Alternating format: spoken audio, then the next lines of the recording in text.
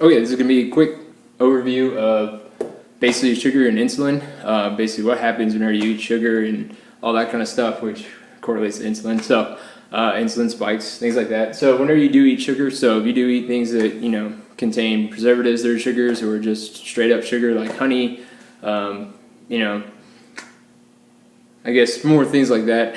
Pretty much a lot of sugar stuff. That's going to really spike your insulin. And so, basically, what that's doing is once you put that into your system, it's basically telling your cells to open up and accept foods and or basically the macronutrients and things like that to come in. So if you, let's say you're trying to lose weight and you start and all you do is eat a lot of sugar and things like fries, all that kind of stuff, all that's going to really spike that insulin. Basically, those dense carbs kind of spike it a little bit, all right, but mainly sugar really does the trick.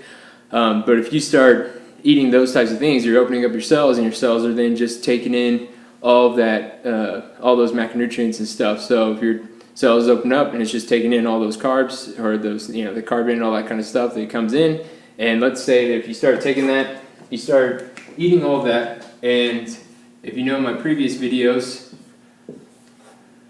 you have three storage places, three main ones that your body uses, all right?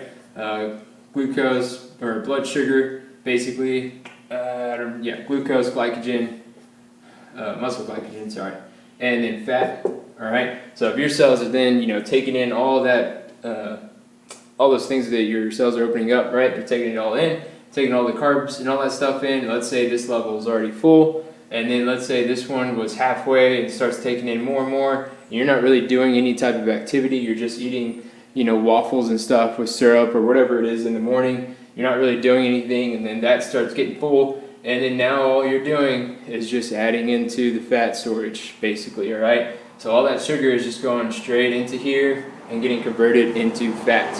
That's basically how it's working at that point. So you're just accepting all this more and more food.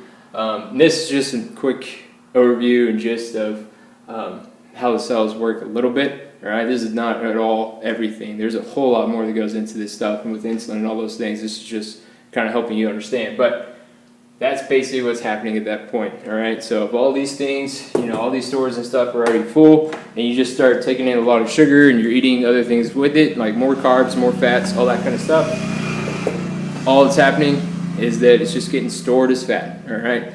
These stores are full, so your body has nothing else to do but just store this stuff as fat, basically, all right? So that's why whenever you eat sugar, better times to eat it is going to be around your workout, all right? So that's whenever you're starting to use these levels and stuff, and they're starting to go down, and then you start working, or like after your workout, let's say you have a protein shake, and then let's say you do chicken with rice, all right? Rice gets converted into sugar instantly, all right? So whenever you eat rice, it's not really necessarily just dense carbs or anything like that. It's not the same as like eating eating like black beans or something like that. That stuff gets turned into sugar instantly, all right? So you're taking in sugar. Let's say you have some broccoli with it too, but you're eating sugar basically with chicken and broccoli and those things, and all you're doing is now your cells are opening up. It's taking in that sugar. It's taking in the protein, all those different things, and it's filling this back up, all right? And again, once it's full, boom, fat. That's all it's doing at that point,